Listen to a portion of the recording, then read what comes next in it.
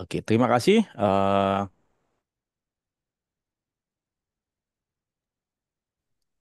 Oke, terima kasih Bapak sekalian, teman-teman, sahabat-sahabat, atas kepercayaannya kepada Itikat Akademi Bisa Asuransi dan kami pribadi, Fedi Pilor ya, eh, untuk hadir dalam acara Undang-Undang Asuransi.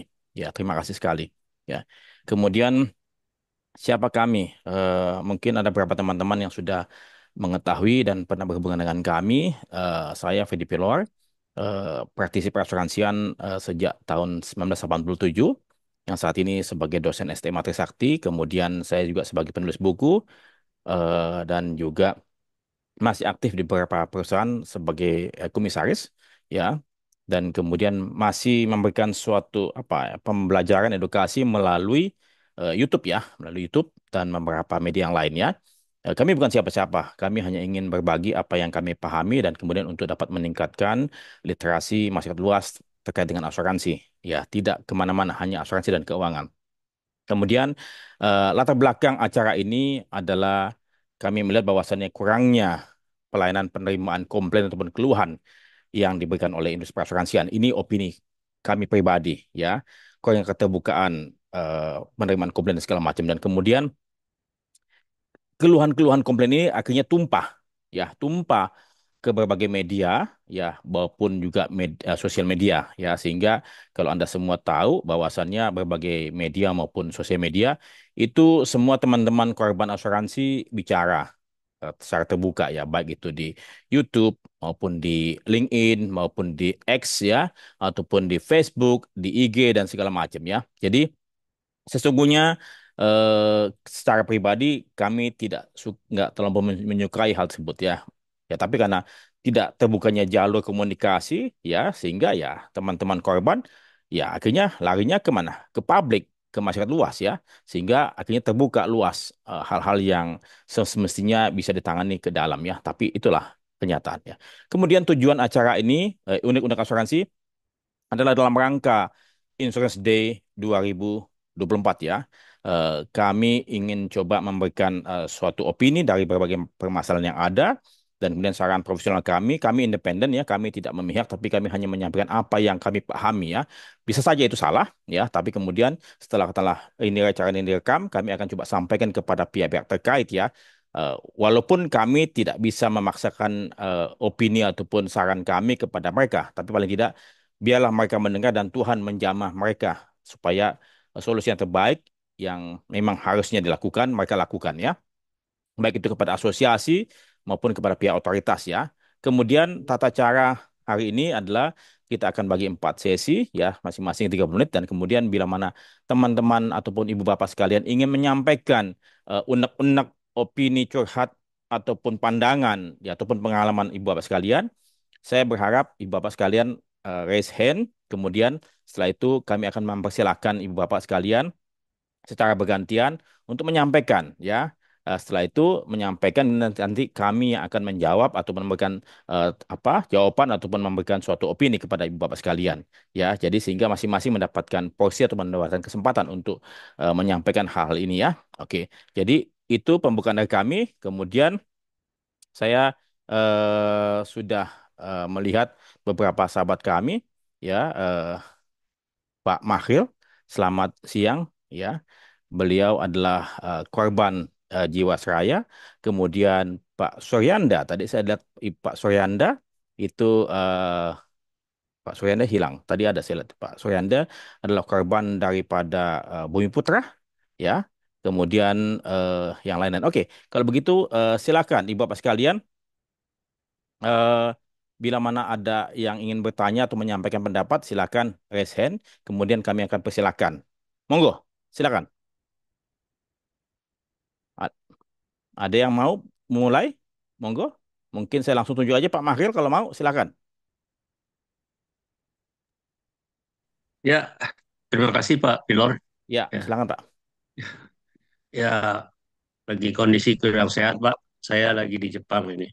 Wah, Ya, oke. Hati-hati, tapi semoga ya sehat selalu. denyut asuransi di Indonesia, saya saya tidak akan tinggalkan begitu saja, ya kan. Saya cuma aja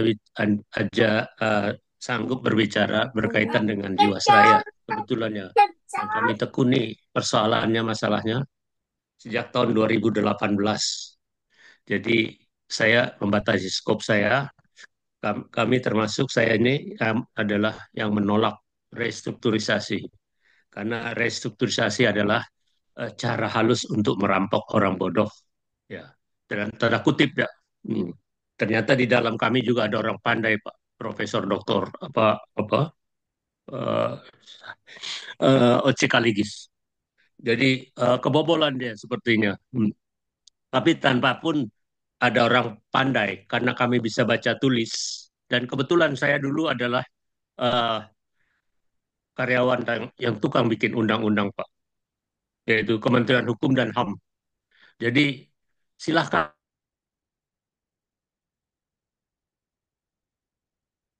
Baik, apakah, wah mohon maaf, ternyata Pak Mahil, apakah masih ada? Ini kelihatannya ada gangguan ya, jaringan dari Jepang ke Indonesia. Oke, baik. Eh, Pak Mahil? Sudah. Ya, Pak, sudah, Ya, Pak. sudah ya. Ya. Mm. Eh, jadi ini saya cuma ada sedikit intro ya tentang pribadi saya, Pak. Ya, silakan Pak. Hmm. Saya ini adalah pensiunan pegawai negeri, Pak. Ya, ASN kalau zaman sekarang sebutannya, yaitu dari Kementerian Hukum dan HAM. Jadi ya saya dapat gaji sampai dapat pensiun karena berkecimpung di dalam HAM. Dan kami ini adalah apa eh, kira-kira mungkin korban yang tidak disangka-sangka oleh mereka ya. Hmm. Dianggap semua yang sama-sama dengan kami orang awam semua. Tapi terlanjur karena dia juga tidak bisa approach kami rupanya, ya kan. Jadi ya tetap ternyata akan menjadi ganjelan ya. Jadi ada dua orang kira-kira yang menjadi ganjelan, setahu saya. Karena satu Pak Oce Kaligis, yaitu lawyer, ya kan, Roger terkenal, dan saya adalah pegawai Kementerian Hukum dan HAM. Jadi yang dilanggar adalah undang-undang produk kami, ya kan. Memang undang-undang produk pemerintah dan eh, DPR, ya kan, yang diolah oleh ahli-ahli keuangan, jasa keuangan seperti OJK, ya kan. Tapi tidak, jangan salah Pak, dalam teknis pembuatan undang-undang, penentuan titik koma itu juga ada ahlinya Pak. Tidak orang anggota DPR yang menentukan, ada lagi ahlinya Pak. Kami pun juga mengharmonisasi saja dalam peraturan perundang-undang tersebut. Jadi uh, sangat awam, andai kata sepak terjangnya itu tidak pikir kiri kanan lagi. Sebab saya lihat unsurnya adalah arogansi, ya kan? Sebab kalau seandainya tidak arogan, ya istilahnya rendah hati sedikit, mungkin penyelesaian Jiwasraya itu tidak seperti sekarang kondisinya, yaitu kondisinya tentu lebih lebih soft, ya. Saya tahu di dalam sekarang saya lihat di dalam IFG. IFG itu adalah uh, dia punya holding daripada Jiwasraya atau perusahaan asuransi. Di situ juga saya lihat komisaris salah satu ditempatkan adalah bekas Dirjen Kum, ya kan. Tapi tidak masalah, perjuangan perjuangan itu tidak membatasi oleh siapapun juga. Kami walaupun tidak setinggi pangkat Bapak yang di IFG, tapi kalau dia masuk di dalam koridor yang salah, tetap dia salah. Ya, saya sangat kasihan buat beliau karena sebagai orang yang benar ditaruh tempat yang salah. Ya, kemudian juga apa kondisi daripada sekarang, kondisi kami Jiwasraya adalah di dalam pembatasan kegiatan usaha. Tapi karena apa ya, dari awal penyelesaian Jiwasraya tanpa berdasarkan undang-undang perasuransian, jadi sehingga sampai ke ujung manapun dia tetap salah terus, ya kan? Hari ini susah dia untuk istilahnya mau membinasakan sisa-sisa orang yang menolak, ya kan? Demikianlah kata kasar saya, membinasakan. Sebab kami itu tidak ada pasalnya untuk dibinasakan. Sebab kita kan asuransi itu ada unsur kepercayaan, ya kan? di sana ada sunset fada, ya kan? Masa kita beritikat atau bersepakat untuk berantara nasabah dengan perusahaan itu bisa gagal ya, Iya dalam betul suatu ya. perjanjian Aku polis nang HP karena tapi dak nang maka tak pateni soalnya isi nang HP. Silakan Pak Mahril, mohon maaf tadi terganggu. Pak Mahril, suaranya apa? Termute Pak Mahril. Mic-nya Pak, mic Bapak.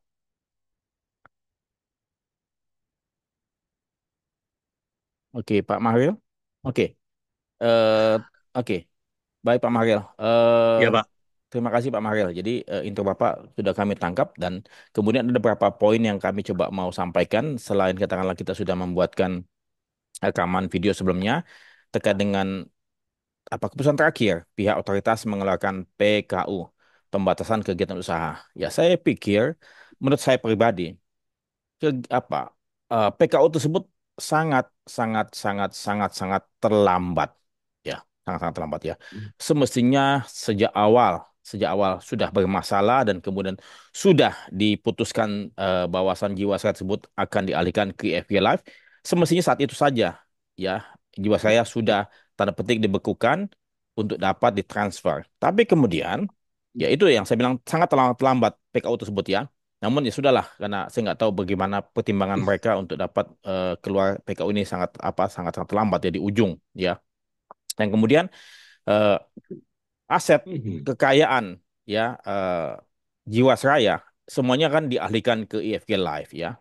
Semestinya teman-teman yang tidak mengikuti restrukturisasi yang ditawarkan oleh IFG Live ataupun Jiwasraya semestinya diselesaikan saja oleh pihak IFG. Kan itu nggak seberapa, paling berapa miliar lah ya uangnya OCK Ligis maupun uangnya Bapak ya. Nggak besar-besar amat lah ya. Jadi dibandingkan katakanlah malu ya, malunya itu yang saya pikir mereka tuh apa ya mestinya tidak punya muka lagi mestinya ya. Dan kemudian sejak awal saya sudah sampaikan kepada teman-teman di industri asuransi semestinya sebagai plat merah milik pemerintah BUMN ya yang semestinya tidak mungkin bangkrut ya dan ini lagi bisnis asuransi bisnis kepercayaan ya yang tidak mudah dibangun tapi sangat mudah untuk dihancurkan.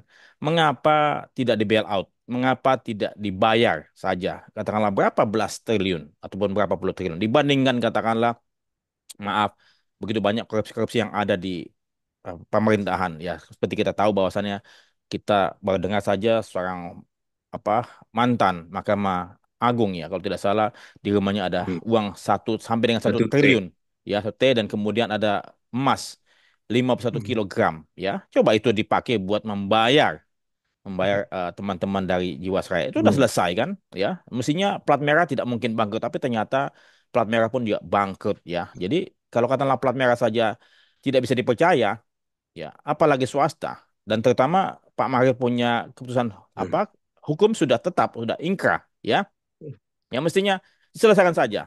Jadi ini opini saya secara pribadi dan saya minta kepada Kementerian BUMN maupun IFG Live ya ataupun IFG Holding ya ataupun Kementerian Keuangan yang katakanlah tadi Ibu Sri Mulyani sudah berjanji kalau katakanlah sudah ingkrah di pengadilan semestinya pemerintah mau membayar. Tapi ternyata sudah ingkrah pun Kementerian Keuangan ataupun Kementerian BUMN tidak mau membayar. Jadi siapa lagi yang bisa dipercaya? Kalau pemerintah saja tidak bisa dipercaya. Mungkin begitu Pak Mahril ya. Jadi ya Ya betul rakyat Pak. rakyatlah yang menjadi korban selama ini ya. Terima kasih. Sebetulnya Pak, ya Gimana? sedikit Pak saya tambahkan. Silakan Pak. Seandainya pihak saya sudah menawarkan dulu masalah Jiwasraya itu kan sebenarnya awalnya ada permasalahan yang ada di nasabah Bancas Pak. Ya. Bank Bancas Orange. itu Oke. adalah ex deposan bank. Ya. Itu saja dibisikkan pihak apa namanya pihak bank, tolong dihandle saya punya klien atau nasabah saya yang tersangkut di Jiwasraya ya kan nanti hitung-hitungan kita berdua antar perusahaan. Ya. Jadi itu aja sebenarnya dan kebetulan juga nasabah di Bancas ini Pak itu para pensiunan Pak uang tidur semua Hmm. bukan orang bisnismen Pak ya Ya. kan kalau dia bilang katanya oke, aman katanya ada ditaruh aja terus Pak di Jiwasraya, nggak bakalan diambil. Hmm. Kalaupun nanti kalau hilang di sana, saya yang jamin, bilang Bang begitu. Nah, Hmm. itulah sebenarnya. Kecuali kalau kami ini adalah spekulan, Pak, yang Hmm. memang mau membisniskan uang. Ya, tentu ya takut sekali. Tapi kalau deposit dia bilang katanya, siap kami akan lindungi uang Anda. Nanti kalau Jiwasraya nggak bayar, saya yang ganti. Ah, kalau macam begitu Pak, nggak perlu uang cash Pak. Seperti sekarang itu. Dulu cuma 802 miliar apa dia punya apa gagal bayarnya. Dalam dunia perbankan itu samanya kalah clearing. Dia bisa Hmm. nembak atau minjem kiri kanan. Hmm. Bank Himbara, bank negara ada 5 Pak di Indonesia. Itu gede-gede uangnya Pak. Ya, Kalaupun juga dia nggak sanggup, dia bisa minta pinjam sama BI. Ya itu aja Pak. baik Pak. Tambahan. Jadi terima kasih Pak Mahal. Jadi saya tambahkan juga terkait dengan tadi Bapak sudah singgung bancassurance ya. Jadi saya pikir ini bancassurance sebetulnya bagus ya. Bank ingin memberikan layanan tambahan buat kepada nasabahnya yang datang ke perbankan ya. Tapi kemudian lantas karena bank ini mohon maaf ya gila fee, fee based income, ya tuh gila, ya, sehingga mereka tuh apa saja ditabrak, apa saja dijual, ya, yang penting fee based income-nya naik, ya. Ini yang saya pikir mesti sangat diperhatikan. Saya sudah buat eh, apa sedikit rekaman mengenai bank insurance, di mana perbankan punya PKS dengan perusahaan asuransi, itu tanggung jawabnya tidak ada perbankan. Padahal perbankan dapat komisi yang sangat besar ya. Kemudian tenaga perbankan yang kerja di perbankan yang digaji oleh bank tidak punya kompetensi atas asuransi ini gitu loh. Ya, mohon maaf. Walaupun mereka punya sertifikat, mohon maaf, sebuah asosiasi, saya khawatir mereka tidak paham mengenai produk-produk asuransi yang mereka jual gitu loh. Kenapa? Karena mereka punya training cuma sebentar sekali dan kemudian apa? Mereka punya target tinggi sehingga mereka tutup mata. Yang penting ini goal. Nah, jadi akhirnya Pak Mahir lah dan Pak Mahir yang lain lah yang punya uang di bank tersebut, yang tidur, yang uang pensiun tersebut dibujuk ya, dengan tawaran segala macam, dengan omong apa iming-iming. Ini sejenis deposito, ini sejenis tabungan, ya ini aman, ya. Ya ini yang saya pikir kelihatannya, mohon maaf, salah kaprah, ya salah kaprah dari perbankan. Mestinya bank juga ikut bertanggung jawab. Kenapa? Karena bank menawarkan, bank juga dapat duit dari produk ini. Jadi jangan sampai bank cuma lepas tangan doang, dapat komisi cuma diem doang gitu loh. Itu yang saya pikir salah dari perbankan. Begitu Pak Mahril. Ya. Ya, terima kasih Pak Maril. Oke, teman-teman sekalian, silakan bila mana teman-teman ada yang mau menyampaikan opini ataupun pendapat ataupun keluh kesah terkait dengan masalah asuransi. Silakan. Monggo di sini tempatnya supaya Anda semua mendapatkan suatu insight ataupun suatu penjelasan, ya. Monggo. Silakan resen.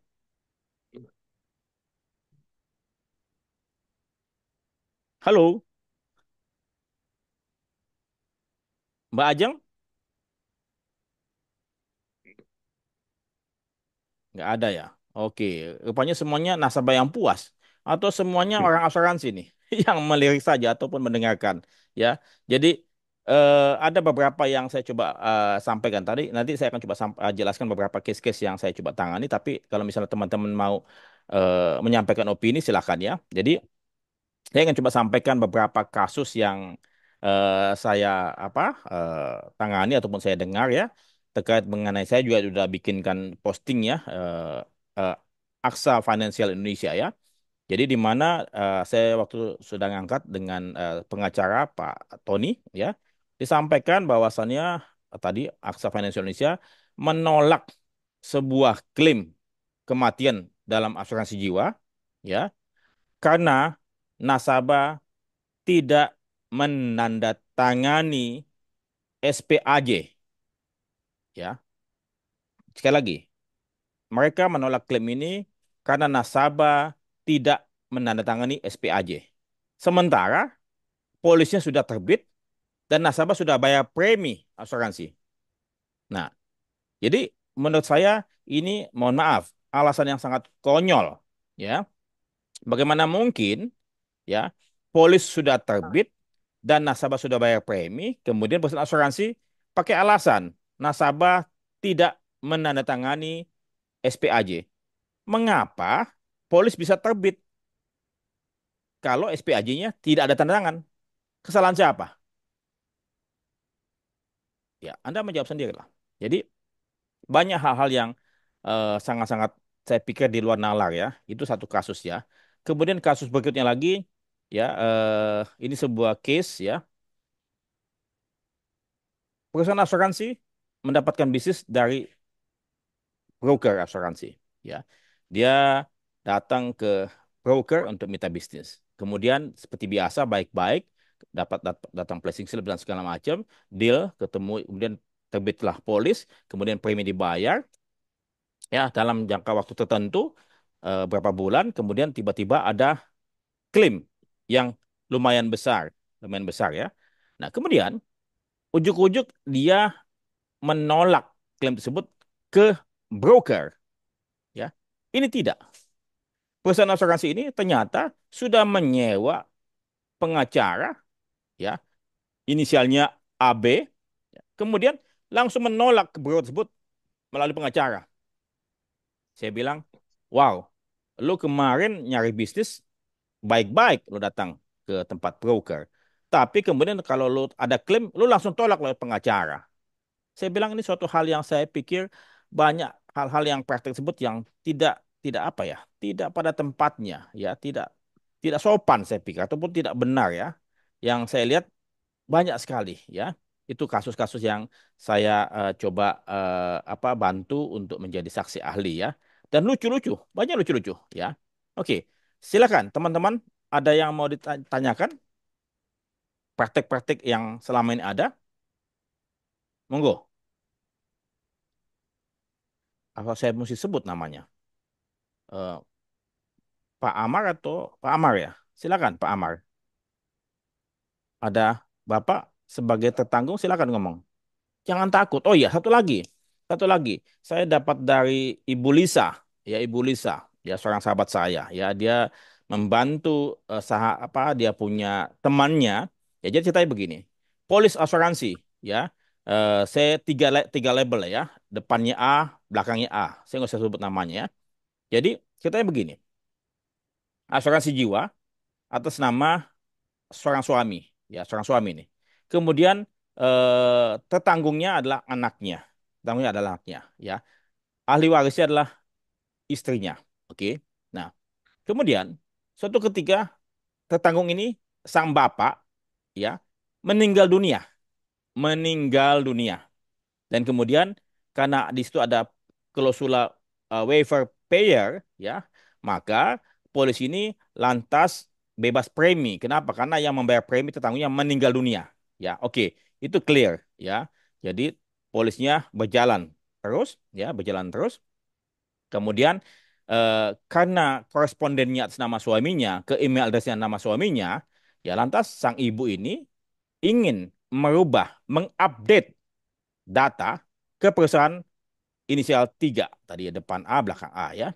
Langsung datang ke customer service. Bapak, Ibu, kami ingin mengupdate sehingga koresponden nama dan kemudian email address itu sudah berubah karena Bapak nama tertanggung sudah meninggal dunia ya. Mohon dapat dirubah alamatnya ke email address kami gitu. Nama istrinya kan gitu loh. Nah, ternyata sang customer service ini yang bekerja di tadi perusahaan tersebut tidak mau mengupdate, tidak bersedia mengupdate. Saya bilang ini sangat lucu ya, agak sedikit mohon maaf ya, agak sedikit konyol ya. Kan semestinya kalau sudah meninggal dunia yang tetangga tersebut ya mesti bisa apa? Mesti bisa diganti alamat email address ya kan? Karena yang meneruskan ataupun yang memahami tersebut kan nggak mungkin mengirim berita kepada seseorang yang sudah meninggal dunia ya. Mesti disampaikan kepada siapa? Kepada istrinya gitu. Nah, saya nggak tahu. Ini problematika yang ada dalam industri perasuransian yang selama ini saya amati. Tetapi sebelum ada teman-teman, silakan resen aja kalau misalnya teman-teman ada yang mau coba sampaikan. Oke. Nah, kemudian saya juga pahami bahwasannya ada beberapa praktik ya, praktik yang tidak benar dari beberapa. beberapa tanda petik personal personal ya yang disebut katakanlah mungkin bisa dibilang kejahatan asuransi, mafia ya, eh, itu yang terjadi. Tapi kemudian mafia asuransi ini siapa sih? Apakah orang luar, masyarakat luas, atau ada orang dalam juga yang ikut terlibat? Ya, saya pikir kalau masyarakat luar yang awam ya, saya pikir akan sedikit bodoh kalau dia sendiri ya mengerjakan untuk mencari uang dari kasus-kasus asuransi. Kenapa? Dengan mudah kok kita dengan mudah melihat bahwa ini adalah fraud ya. Tapi kalau katakanlah dia bekerja sama dengan orang dalam ya, entah agen, entah klaim manager, entah klaim investigation, entah investigator, entah klaim asesor segala macam. Itu akan apa? Akan sangat mudah. Ya, jadi kalau mafia ini tentu sebagian besar ada kerjasama dengan orang dalam. Namun kita, saya dan teman-teman di praktisi meneropong hanya nasabah ya tertanggung yang melakukan hal ini gitu loh. Padahal mereka diajak tertanggung. Tidak mungkin yang awam tadi, orang pedesaan yang tidak bisa baca tulis bahasa Indonesia dengan baik, ya, kemudian dituding mereka melakukan penipuan ataupun bersekongkol dengan mafia. Pasti orang dalam, ya. Dan mungkin juga saya lihat ada suatu kesalahan dalam administrasi perusahaan asuransi jiwa selama ini yang katakanlah hanya mengejar target, hanya mengejar komisi, ya premi dan segala macam, akhirnya Pak mempekerjakan tenaga-tenaga pemasar, agen-agen tersebut yang tidak tahu dari mana asalnya, antah berantah ya, tidak disortir lagi. Yang penting apa? Dia dapat bawa bisnis, yang penting secepat mungkin dapat premi. Kemudian setelah itu bermasalah. Beberapa tempat-tempat yang punya masalah seperti katakanlah Sumatera Utara, di Nias, di Sumatera Utara di bagian atas dekat Aceh, kemudian di Jambi, beberapa Lampung juga ada, itu terjadi ya. Jadi sekali lagi saya selama teman-teman di industri asuransian ya yang memang memahami bahwa ini telah terjadi suatu malpraktik ya dalam industri asuransian dan kemudian menimbulkan kemarahan, kekecewaan dan kerugian sejenis seperti yang dialami oleh Pak Mahril ya, saya dengan terbuka sekali lagi memohon maaf atas hal ini karena sebetulnya asuransi adalah bisnis kepercayaan yang harusnya mengutamakan kebajikan ya, mengutamakan hal-hal yang mulia ya, bukan bukan melakukan hal-hal yang sedemikian rupa kemudian yang penting dapat uang secepatnya ya. Karena sekali lagi, makanya asuransi ini tidak bisa bertumbuh dengan baik ya, karena saya dan teman-teman kurang membuka hati ya. Sekali lagi saya mohon maaf dan dengan acara ini saya berharap teman-teman tertanggung pun juga mesti berani untuk ngomong. Dan teman-teman di asuransi pun juga mesti berani mengkoreksi diri sendiri. Ya, kenapa? Karena kalau bukan kita, siapa lagi yang mau memberitahu, mau mengkoreksi diri itu loh. Kalau katakanlah kita sendiri yang sebagai praktisi yang paham bahwa itu ada kekeliruan dan kita mendiamkan bahkan mengambil keuntungan dari peristiwa tersebut, saya pikir kita bukan bukan makhluk yang baik ya.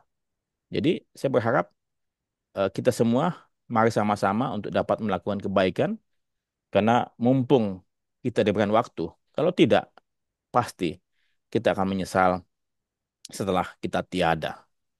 Oke, teman-teman, ada yang mau sampaikan? Silakan. Saya coba stop dulu karena sudah 13.29.